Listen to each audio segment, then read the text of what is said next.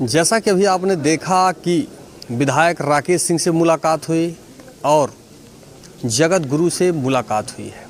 अभी मैं आज जो उद्घाटन का कार्यक्रम था प्राइम फूड्स एंड वेब इरा गेस एड्रेस मैदान मवई धनी जलालपुर गौरीगंज डिस्ट्रिक्ट अमेठी, ये है प्राइम और ये यहाँ का लगा हुआ है प्लांट। आइए इस प्लांट के अंदर क्या हो रहा है, आइए जो इंजीनियर हैं उनसे इस संबंध में जानने का कोशिश करते हैं कि क्या है।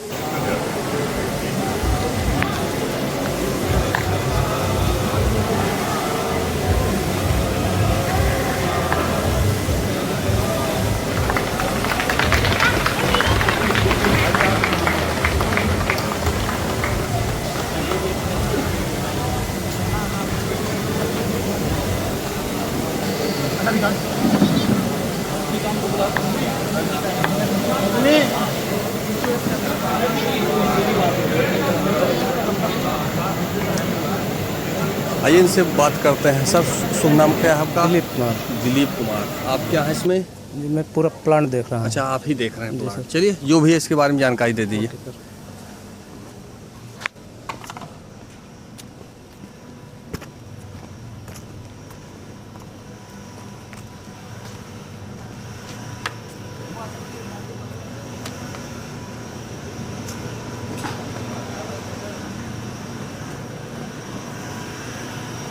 ये कूलिंग टावर है। ये हाँ, क्या होता है? ये कूलिंग टावर है। ये हमारा एचपी जब हाई प्रेशर चलता है, हाई प्रेशर कंप्रेसर है। जब ये जब तक वो चलेगा नहीं, ये चलेगा नहीं। अच्छा, जब तक वो नहीं चलेगा तब तक ये अच्छा। ये ठंडा पानी हो देता। अच्छा, ये एयर बनाता है। अच्छा, एलपी है जी, लो प्रेशर है वो। अच्छा वो जी। अच्छा, ये चिलर है। ये चिलर है। Chilling the word. चिलिंग का मतलब ये कि पानी ठंडा करके हमारी ब्लोइंग में देता है। अच्छा, वो वहाँ देगा। हाँ, अंदर जाएगा।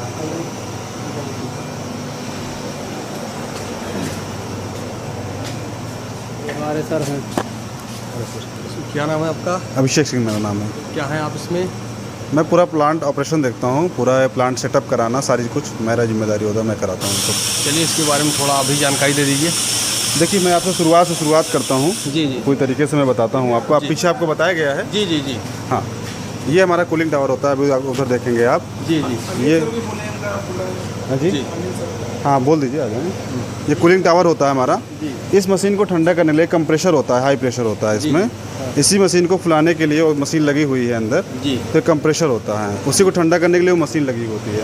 इसको जो अंदर एक मशीन रखा हुआ है, ब्लोइंग मशीन, उसको ठंडा करने के लिए चिलर होता है। अच्छा, ये हमारा पूरा पैनल होता है। ये हर जगह पैनल से लाइट डिस्ट्रीब्यूशन होता है। अच्छा, ये हाँ, ये डिस्ट्रीब्यूशन लाइन है। यहीं से पूरा पावर सप्लाई हमारा फैक्टर होता है। यहाँ से पूरा पानी सप्लाई होता है, वो पावर। ये सर्वो होता है। ये वाला एक्यूरेसी बने रहे, लाइट में फ्लक्चुएशन ना हो, इसके लिए सर्वो हम प्रीफर करते हैं। सर्वो लगा के देते हैं। जैसे स्टेबलाइजर होता है, उससे एक लेवल ऊपर होता है सर्वो। ये सर्वो होता है। यूटिलिटी एरिया हमारा ये कंप्लीट हो जाता है। अच्छा, भाई साहब नमस्कार। सर इसके बारे में थोड़ा जानकारी चाहिए थी। ये 90 BPM का फुल्ली ऑटोमेटिक प्लांट है, जो आई थिंक आसपास के ज़िलों में फुल्ली ऑटोमेशन प्लांट्स नहीं होंगे, लेकिन ये अभी नया लगा है। और टोटली ये जो प्लांट है ये, हाँ मैं बताता जाता हूँ आपको। ये जैसे ये ब्लोइंग मशीन है, ये जो मेक है SBR है। इस ब्लोइंग मशीन की खासियत ये है कि ये एनर्जी सेवर है। जैसे आजकल हर जगह पे हम लोग देख रहे हैं ना, इलेक्ट्रिसिटी की कास्ट बढ़ती जा रही है हर चीज़ में, तो ये एनर्जी सेवर है। अच्छा, हाँ, ये एनर्जी सेवर मशीन है, इन द सेंस कि अगर हम इस मशीन को चलाते हैं तो रादर देन जो दूसरी मशीनें हैं जितना एनर्जी कंजम्पशन उनका होता है, उससे ये कम से कम 25% लेस एनर्जी कंजम्पशन करता है। अब अगर हम उसको एवरेज से देखते हैं कि अगर 25% लेस एनर्जी कंज्यूम कर रहा है, तो इन एन ईयर करीब 20 से 22 लाख रुपए की बिजली की बचत होती है। जो एक आइडिया अप्रॉक्सीमेट है, इस मशीन पे 20 से 22 लाख रुपए की बचत होती है। ये फुल्ली ऑटोमेटेड ब्लोइंग मशीन, ठीक है। इसमें ये आपका कन्वेयर है, जिसे प्रीफॉर्म लोडर है। जी जी, इस कन्वेयर से ऊपर प्रीफॉर्म जाता है, ये प्रीफॉर्म लोड हो रहा है, ठीक है। लोड होने के बाद यहाँ से आपको ये बॉटल्स निकलती है, जो ये एयर कन्वेयर है, एयर कन्वेयर के थ्रू फीड होती है। फीड होने के बाद ये बॉटल सीधे यहाँ देखिए, हमने कोई भी ऐसा सिस्टम नहीं लगाया है जिससे मैनुअली एट्रैक्शन जितना ज़्यादा हम काम करेंगे, किसी भी प्रोडक्ट को हाइजीन बनाने के लिए सबसे इम्पॉर्टेंट होता है कि उसका मैनुअल इंट्रैक्शन जितना ज़्यादा कम हो, अगर मैन हैंडलिंग कम हो रही है तो उसकी क्वालिटी अपग्रेड हो जाती है, ठीक है। क्योंकि हमारे हाथ में हमेशा बैक्टीरियाज होते हैं, हम हमेशा हाथ धो के तो खड़े नहीं रह सकते, ना ही हाथ सैनिटाइज करके रह सकते हैं। तो ये टोटली ऑटोमेटेड है। यहाँ से अपने आप एयर कन्वेयर के थ्रू बॉटल जाएगी फिलर के अंदर। फिलर हमारा filling, rinsing and capping fully automated. Capping करने के बाद वहाँ से बॉटल निकलेगी। इसमें ओजोनेटेड वाटर होता है, ठीक है, जो बाद में डिकम्पोज होकर ऑक्सीजन में कन्वर्ट हो जाता है, जिससे वाटर के अंदर वाटर की लाइफ जो होती है वो बढ़ जाती है, इनफ्रीज हो जाती है। यहाँ जब बॉटल यहाँ से आगे निकलेगी कैपिंग होने के बाद, तो ये इंस्पेक्शन स्क्रीन, जहाँ पे हम इंस्पेक्ट करते हैं कि पानी के अंदर कोई सेडिमेंट पार्टिकल्स तो नहीं है, कोई मतलब कैप लूज तो नहीं है, या बॉटल के अंदर किसी तरह का होल नहीं है, पानी लीक तो नहीं हो रहा है। ये सारी चीज़ें हम इस जगह पे इंस्पेक्ट करते हैं। Through this conveyor bottle goes for, bottle आती है यहाँ पे, ये हमारा है एयर ब्लोअर।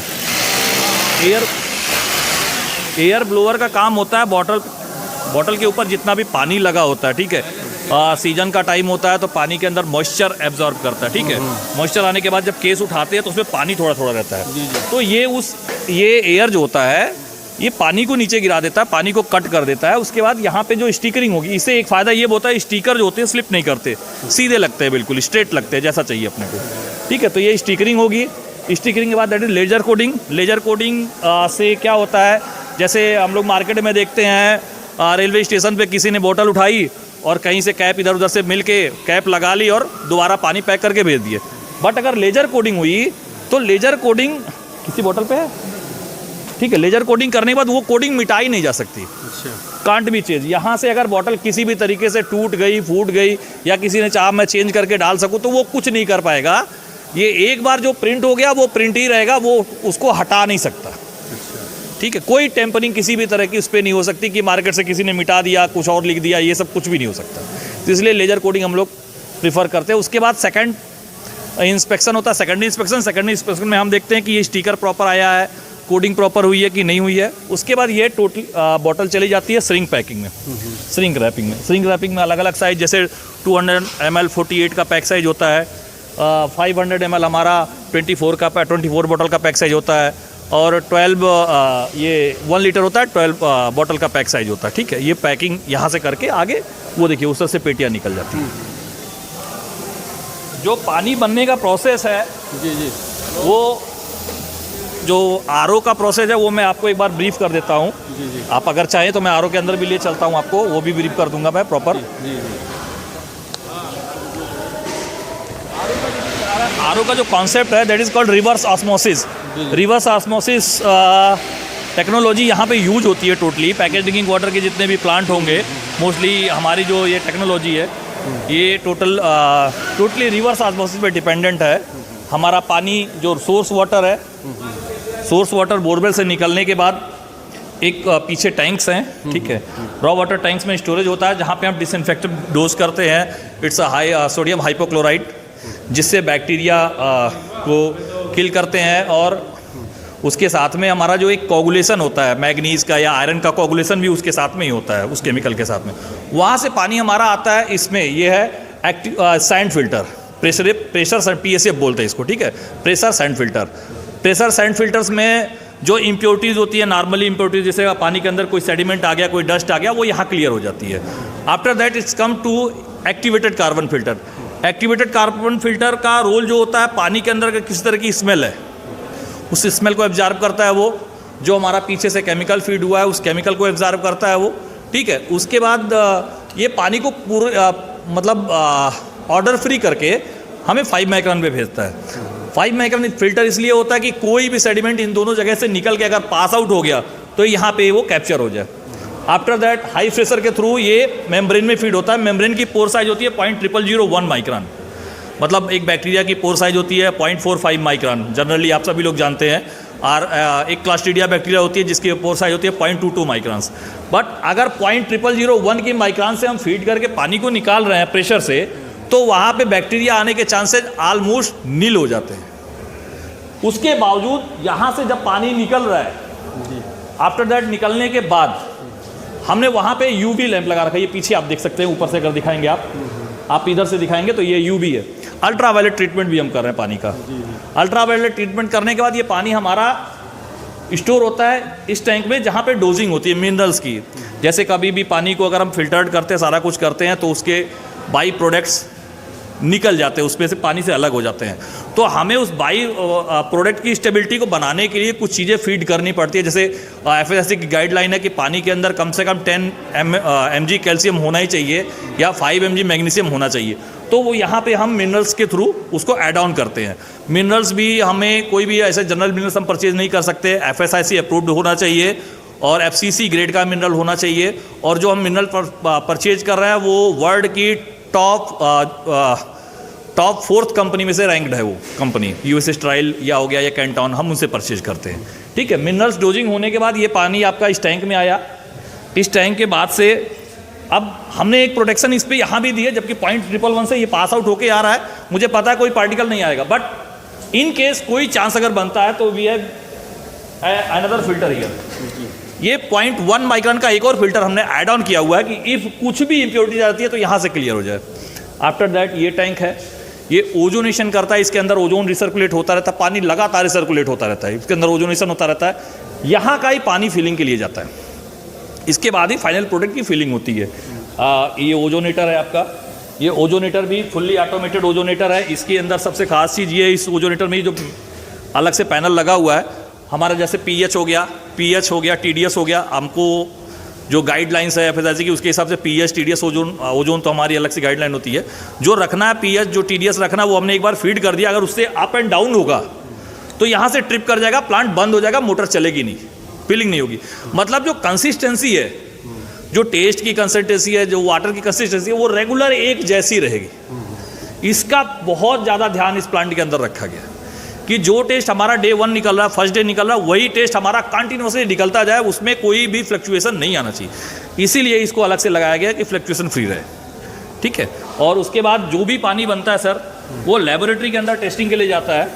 लेबोरेटरी में ऐसे एंट्री अलाउड नहीं होती है। मैं बाहर से आपको ब्रीफ कर देता हूँ। लेबोरेटरी में अगर टोटल टेस्टिंग देखी जाए तो इन हाउस लेबोरेटरी में हम 26 केमिकल टेस्ट करते हैं एंड 8 माइक्रोबियल कंटेंट के टेस्ट करते हैं। ठीक है, माइक्रोबियल कंटेंट में ईस्ट एंड मोल्ड, इकोलाई, आपका कॉलीफॉर्म हो गया, उसके साथ में सीडोमोनास हो गया, एसआरए हो गया, उसके साथ में टीपीसी, वाइब्रल काउंट, जो हमारे मुंह से निकलने वाले, हाथों पे रहने वाले बैक्टीरिया होते हैं, उनके भी टेस्ट हम वाटर के अंदर करते हैं। ये डेली रूटीन के टेस्ट है, ये डेली परफॉर्म होते हैं सारे टेस्ट। उसके साथ में 4 से 6 टेस्ट ऐसे हैं जो हम आउटसाइड लेबोरेटरी मंथ में रिपीट करते हैं। उसी तरीके से केमिकल टेस्ट में पीएच, टीडीएस, टर्पटी, एल्काइन, T, chloride, sulphate, there are numerous amount of test, 26 chemical test जो हम परफॉर्म करते हैं इधर। इन सारे पैरामीटर से ओके होने के बाद जब वो बैच ओके होता है तब वो पानी जो प्रोडक्ट बना हुआ है रेडी टू डिस्पैच होता है। आफ्टर दैट वो प्रोडक्ट हम मार्केट में सेल आउट करते हैं।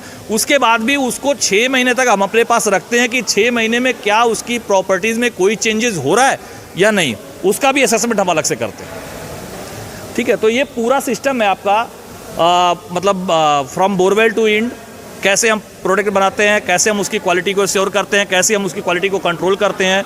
क्वालिटी एश्योर करने की अलग टीम होती है, क्वालिटी कंट्रोल करने की अलग टीम होती है, लाइन की सिक्योरिटी के लिए अलग लाइन केमिस्ट, ये सारी चीज़ें दी जाती हैं। चेकर्स होते हैं, चेकर्स को स्पेशली उनके आई टेस्ट होते हैं, टाइम टू टाइम पे 2 मंथ 3 मंथ्स में हम रेगुलर आई टेस्ट कराते रहते हैं। और चेकर ऐसा होना चाहिए जो प्रॉम्प्ट होना चाहिए। इस तरह की चीज़ों को हम इसमें फॉलो कराते हैं जिससे कम से कम हमारा जो प्रोडक्ट निकले वो अप टू द मार्क हो, अप टू द ग्रेड हो। मार्केट में हमारा जब हमारा सेल्स पर्सन या कोई भी जाए वो हमारी बोतल को रखे तो वो बोले कि हाँ दिस क्वालिटी है। ये हमारी पूरी सेल्स टीम, ये हमारे भरोसे चलते हैं। अगर हमने क्वालिटी बना के नहीं दी तो मार्केट में इनको बहुत प्रॉब्लम आएगी। तो मैं जहाँ तक मानता हूँ मैन्युफैक्चरिंग है, क्वालिटी बहुत बड़ा सब्जेक्ट है और बहुत बड़ी जिम्मेदारी का भी काम।